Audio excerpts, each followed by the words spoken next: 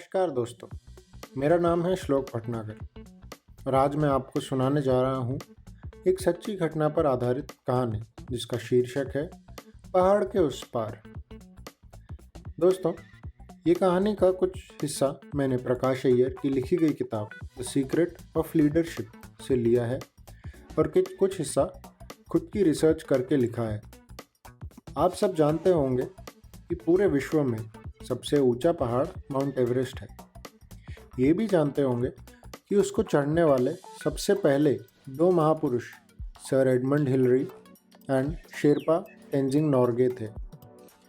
पर लोग ये बात नहीं जानते कि उन लोगों ने भी एक बार में पहाड़ नहीं चढ़ लिया था। उनकी कई नाकामयाब कोशिशों के बाद उन्हें सफलता मिली।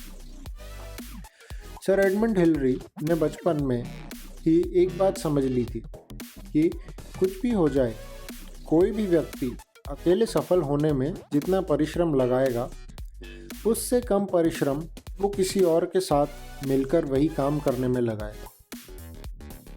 ये बात ध्यान में रखते हुए उन्होंने शेरपा तेंजिंग नोर्गे के साथ मिलकर एवरेस्ट की चढ़ाई करने का फैसला किया।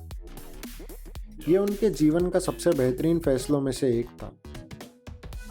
एवरेस्ट शिखर चढ़ने की एक नाकाम कोशिश के बाद एक दिन सर एडमंड हिलरी एवरेस्ट की चोटी की तरफ उंगली करके चिल्ला कर बोले, I will come again and again, no matter how many times I fail, because you are a mountain and you cannot grow, but I am a human and I can and I will.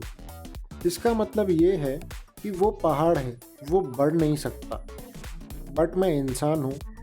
ना जाने कितनी बार मैं fail हो जाऊं, कितनी बार मुझे असफलता मिले, पर मैं जीवन में बढ़ सकता हूं, मैं जीवन में नए मुकाम हासिल कर सकता हूं, मैं आगे बढ़ के उस पहाड़ से विजय प्राप्त कर सकता हूं, मैं वो पहाड़ चढ़ सकता हूं। हम सब ने ये हमेशा पढ़ा है किताबों में कि सर एडमंड हिलरी हमेशा बोलते थे, we were the first to climb, हम पहले थे साथ एवरेस्ट चढ़ने को।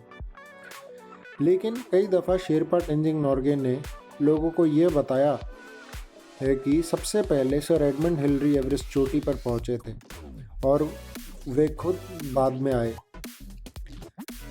इस कहानी से हमें ये समझ में आता है कि सर एडमंड हिलरी हार नहीं मानते थे और सिर्फ इतना ही नहीं, अपने साथियों को अपनी जीत का बराबर हिस्सेदारी बनाते थे। तो दोस्तों, आज की कहानी के लिए बस इतना ही।